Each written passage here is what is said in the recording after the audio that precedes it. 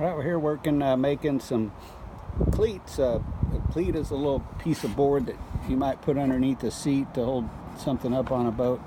We're going to use it to hold up some shelves in the pantry today. What we want to do is this upper edge, the shelf will sit on it, you won't see it, but you will see the bottom part. So we just want to take and round this edge a little bit, ease it off, just for the appearance of it. Also, if you were to reach back there and knock a knuckle into it, you're not getting that sharp edge, you get a little rounded edge.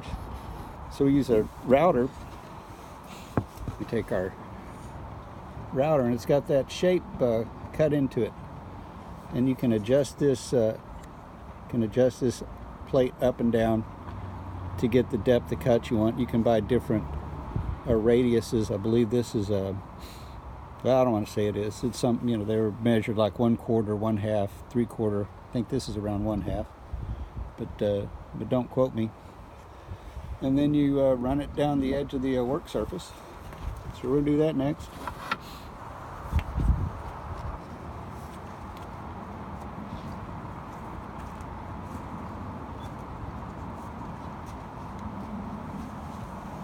Got all our gear on. We'll talk about that in a second.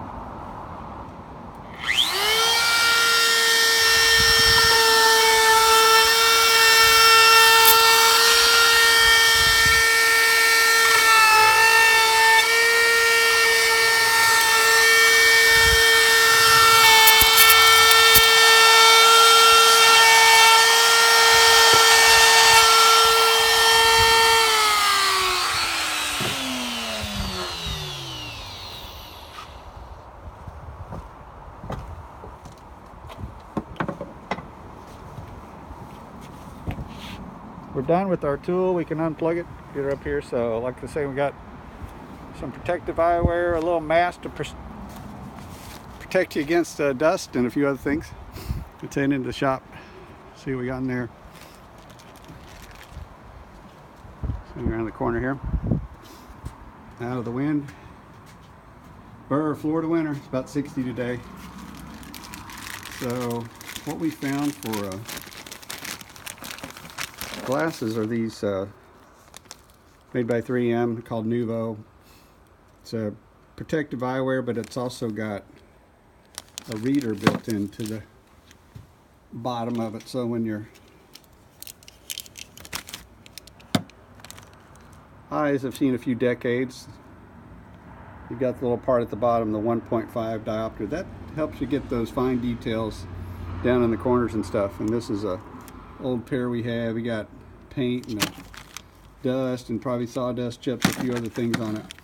So we picked up a few more pair off of Amazon. The other thing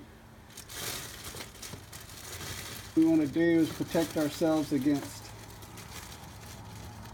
the dust particles that come off of this sawdust. You know, if you're cutting with the saw, big particles may not be as, you know, just a handsaw may not be as big of an issue, but if you're using power tools, there's what I heard a guy call fine dust going everywhere. So if you can get this little 8511 mask, the N95 means it takes out 95% of the particles, I believe.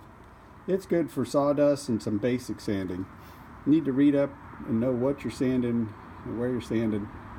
You may have to bump up to an N100 that takes everything out. Say for example, you're working with some 2-part polyurethane paints, or you've got some kind of oil, some heavy-duty oil enamel. You probably want to get the N100, and we've got those. So when we start working with those, they're up here. We got the mask. And some glove, more mask with the respirators. Keep the respirators in a bag. That keeps them good a little bit longer once you open them. But if you're working with that mask, they say you shouldn't smell anything of the product you're using. Once you start smelling it, the respirator, the filter part's done, you need to go on and swap them out and get new filters. The filters are changeable. They also have a full face mask with the clear visor that'll cover everything up if you don't want to do the glasses and mask separate. So today we worked with the jigsaw. Oops, put that in the wrong spot. It was supposed to go over here.